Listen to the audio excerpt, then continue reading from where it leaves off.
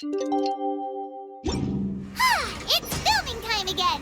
Our schedule is jam-packed for the next couple of days, too. We've got so many different locations and sets to cover.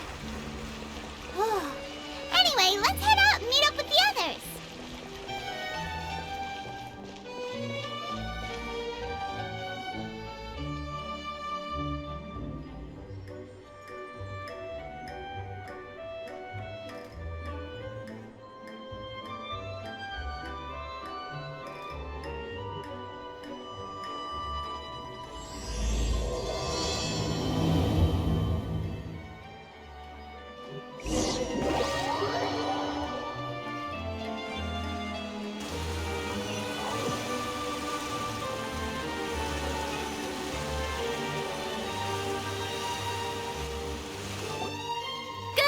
Everyone, we're looking to wrap with our two main ladies today.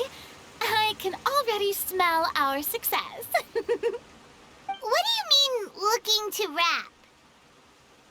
Oh, aren't you the expert now? This upcoming scene is the two Musketeers' final confrontation with the Baron. There will be quite a bit of action, but no choreography beyond what we've already rehearsed. Anyway, get ready. Lights, camera, action! The view is beautiful tonight. It reminds me of that fateful night 10 years ago. And now that I've said it, I can even make out the faint fragrance of herbal tea in the air. Enough, villain! It's time that you pay for the death of our mother! My dear Iris, have you forgotten your manners? How can you speak like this to your own father? I'd sooner swallow all of my teeth than call you father. What did I expect? Seems the daughters have turned out to be just as obstinate as their foolish mother. In this world, Mora and status is everything! She thought she could blackmail me using her children and force me to grant her recognition and concessions? Ah, how naive can a woman be? Mother never asked a single thing of you. All she wished was for us to live a peaceful life, just like the others. It was you who personally brewed the poison of prejudice and sent Mother to her death. Compared to that deadly poison, the 2 bullets that will soon pierce through your heart will be like sweet mercy. And that's exactly why I said you're just as naive as her. Did you really think 2 muskets would be enough to defeat me? So let's see. What is stronger? Mora and power, or the 2 muskets in your hands? Get them! Tulip! There are too many of them! It'll be okay. We'll cover each other, Iris. And Mother will be watching over us, too.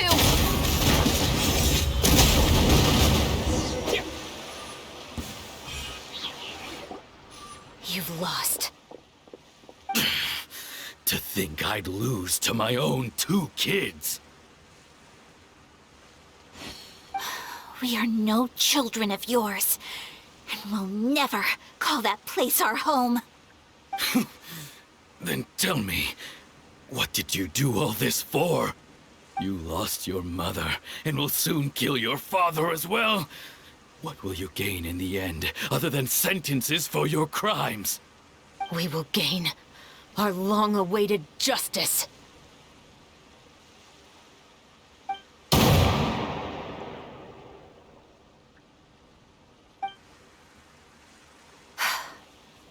It's over. Finally, it's over.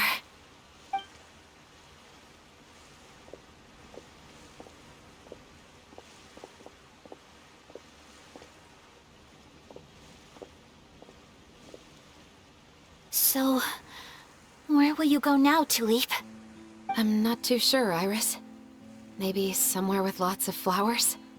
After all, Mother always did love going where the blossoms were. What about you? I want to go visit Mother's grave. Yeah, that's not a bad idea.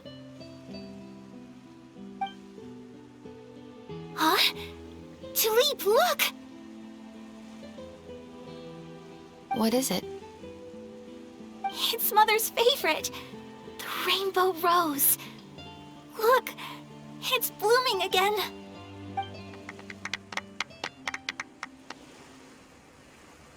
Excellent!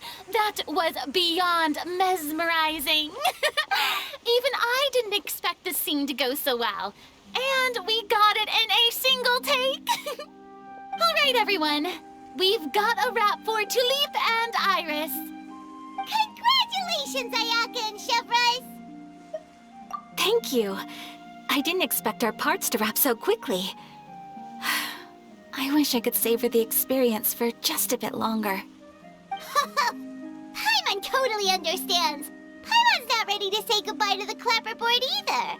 Filming has really been a lot of fun. You were great too, Chevres. The way you said, long-awaited justice. It gave Paimon chills. That is indeed my favorite line in the whole book. I still remember trying to act it out in my room the first few times I read it. Whoa, Paimon would have never guessed you're that type. Who doesn't like stories where the guilty are punished and justice prevails over evil? Don't forget, I'm the captain of the Special Security and Surveillance Patrol. Captain, I have something urgent to report. Please excuse me, everyone. I'll be back in just a moment. It's okay, don't worry about us.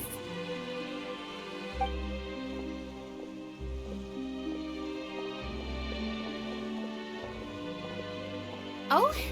Was she whisked away by work already? I was just about to tell her how great she did. It seemed like some urgent official business. Then perhaps we should thank the stars that we were able to wrap both of your parts so quickly today. Switching around the filming schedule would have been a real pain. Anyway, I actually came over to let everyone know that we're all done for today. You can go home and get some rest. And one last thing, Miss Ayaka. Your acting skills today were immaculate as always. Are you sure you won't consider taking up full-time acting? See, I just happen to know this great troupe that's still looking for a lead actress. Thank you for your kind words, Director Farina. Unfortunately, there are still many matters that I have to take care of back home at the Yashiro Commission. I cannot remain in Fontaine to pursue an acting career. Nevertheless, I will make sure to treasure this incredible opportunity in my heart. Oh, that's a shame, but I understand. Just let me know if you ever change your mind. I believe it's also about time for me to take my leave. But hopefully I'll see you on set over the next few days. Even though my part's wrapped, I'd still like to swing by and help out the crew. See you tomorrow, Traveler and Paimon. Yep, see you tomorrow! Well, what should we do next? Maybe we'll go investigate the case some more with Chevres today. Traveler, Paimon, please come with me. Huh? Where are we going? You could say that our ship has finally chanced upon one of those small, remote islands of intel.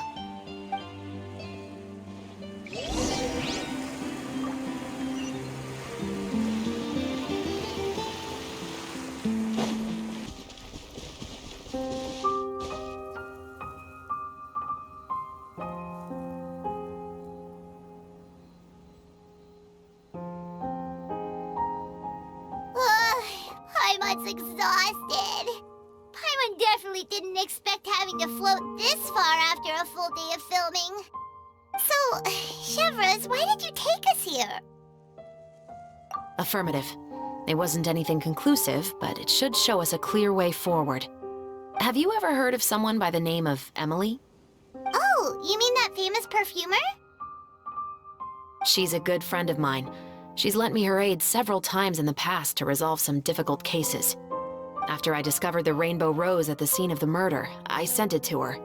After all, she's probably the foremost expert on flowers and scents in all of Fontaine. And then?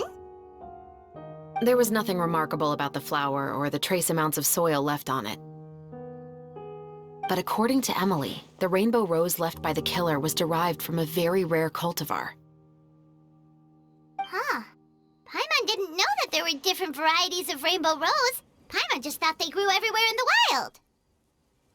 Flowers that are deliberately cultivated will always show some different features from those that bloom in the wild. We already knew that the rose left at the scene belonged to a special cultivar, but with Emily's expertise, we were able to pinpoint the place where it was first picked from. Oh, Paimon gets it now. So whoever first planted that rainbow rose was probably the killer. Precisely. And after we checked what we learned against some sales records from the past, we discovered that there's only one person in all of Fontaine who could grow and sell this specific cultivar. Really? And who is it? It's the novelist. But didn't you say he had an alibi? To be clear, I haven't changed my mind about him. I still don't think he was the one who pulled the trigger. However, that doesn't mean the true culprit never visited him at his home or never purchased a rainbow rose from his garden. Whatever the case, we will have to confirm a number of things with him. So you mean the next place we need to go is... Yes, we're going to pay him a visit at his home.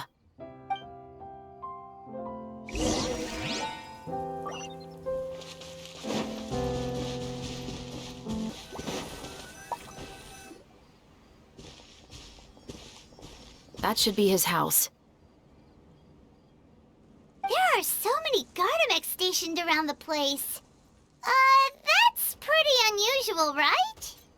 According to what he told me last time we spoke, he hired them so he won't be harassed or disturbed. Huh. So there are a lot of flowers in his garden, but Paimon doesn't think we'll be able to pick one without alerting the Gardamex. Right, which is exactly why I think there has to be a special connection between him and the killer. So, should we knock? Just wait here for now.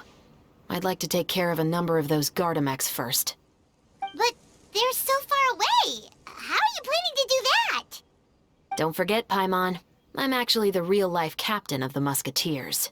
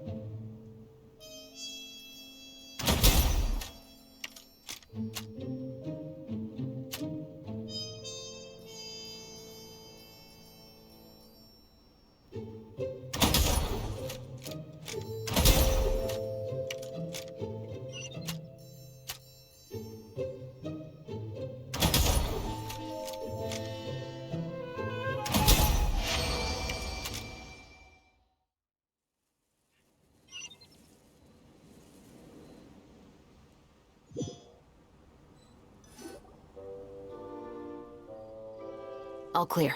Let's go. Oh, wait! Paimon's a little nervous now that we know he could be the killer. Can we go over our plan of action again? I'll go knock on the door and make sure it's safe inside. Once we're sure that we're in the clear, I'll ask him to come with us for a quick round of questioning at the guard's headquarters. But can't we just arrest him? We still have no evidence that he's the killer, or that he lent the killer any direct aid.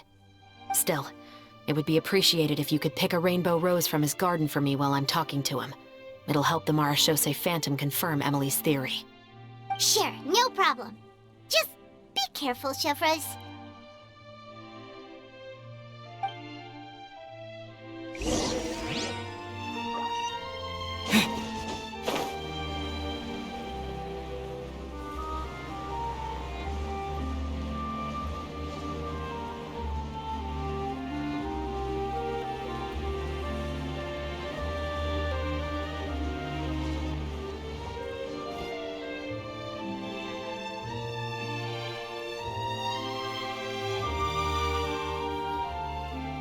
Excuse me, Mr. Baptiste, are you home? Who could it be at this hour? Oh, it's you, Officer Chevreuse. Would you mind accompanying me to the guard's headquarters, Mr. Baptiste? We would like to ask you some questions about a case. Oh, is it still regarding the murder case from before? I cannot confirm or deny that at this time. So it is then. Listen, I need you to come with me, Mr. Baptiste. Miss Shavras, I'll save you the trouble. Oh, and you two over there? There's no need for you to pick my flowers either. It's not time for them to bloom yet. Oh! Okay.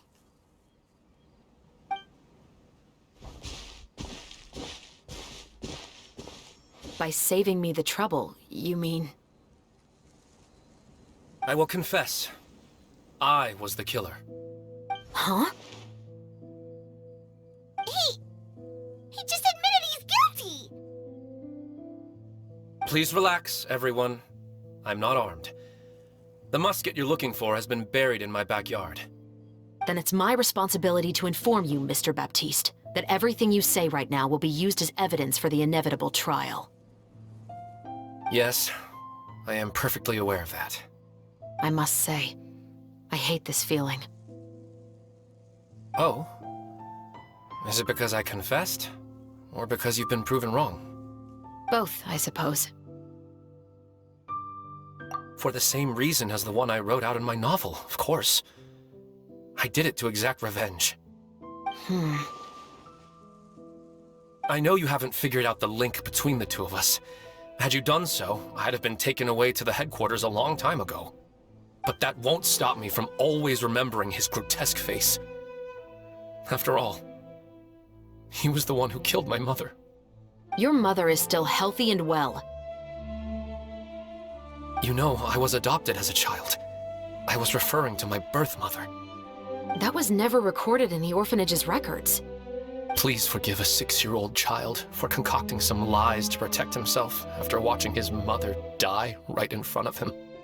So, your novel, it was like a record of your life?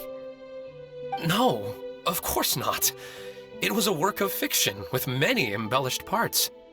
But I am indeed the illegitimate son of a wealthy and influential man who abused his power to murder my mother. That part was 100% real. But the man you killed didn't have a Mora to his name. He was a hired assassin. An irredeemable beast who sank his fangs into a defenseless woman just for a few bags of Mora.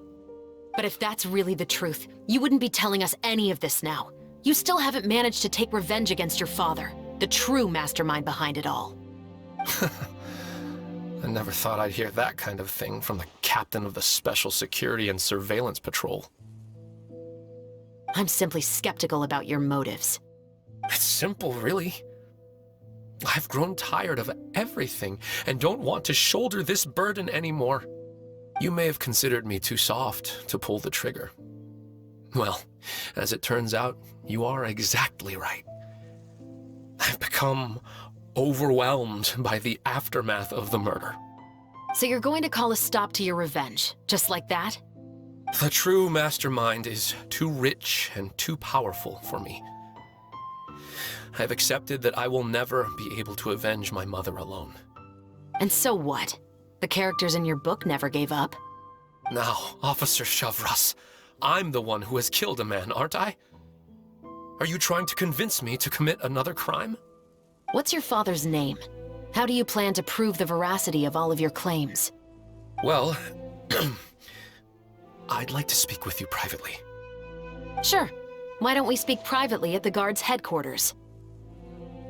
No, it has to be here. I must ensure that we won't be overheard. Fine. Let's talk here. When I said won't be overheard, I meant by anyone. I would like to speak with you and you alone.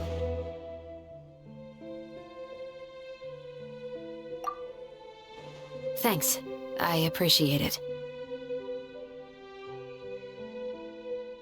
Please stay safe, Shavras.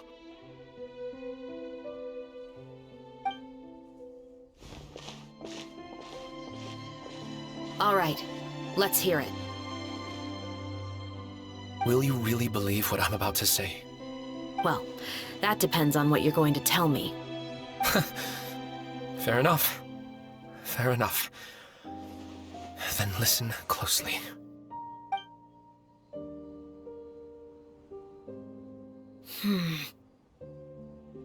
So that's how it's all connected.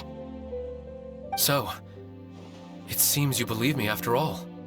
Do you want me to go public with this? No, of course not. At least, not right now. Then why did you bother telling me? You've read my work. What do you think? Even if you were to go public with all of this right now, he'd simply deny everything. It's been too long.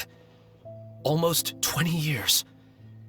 Anything that could be used as evidence has long faded away. Even if there might have been a solitary island of truth once upon a time, it has long sunk beneath the waves by now. Justice will never find him. Not if you don't try. I know that as the captain of the Special Security and Surveillance Patrol, you will always stand on the side of justice. But do you really think a cushy life in prison really constitutes justice for him? I bet he could lead an extremely comfortable life in the fortress of Meripede. What are you trying to say? I've been observing you from a distance. Your portrayal of the Musketeer was exquisite.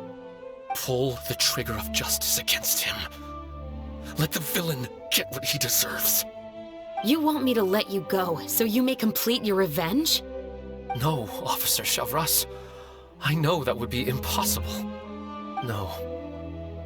What I'd like is for you to perform the deed on my behalf. Oh, Shivra sure is taking her time. What could they be talking about anyway? Oh, Paimon's worried. What if he decided to attack her? Oh, you do have a point. Still, do you have any idea who the rich person might be? And why the novelist doesn't want us to hear what he's saying to Chevres? Sorry to keep you waiting, you two. Hey, how did your talk go? I've already sent someone to escort Baptiste back to the headquarters for questioning. He wasn't lying about the musket. It was indeed buried in his backyard. But what about the name? Did he tell you the name of the rich guy? Yes, he did. But for now, I have to return to the Special Patrol. There are still a few loose ends I need to tie up. I'll probably be quite busy over the next few days, so apologies if you don't see me on set. All right, Paimon understands if you can't tell us everything you know. We'll just keep an eye on the Steambird then. Actually, there's still something else I need your help with.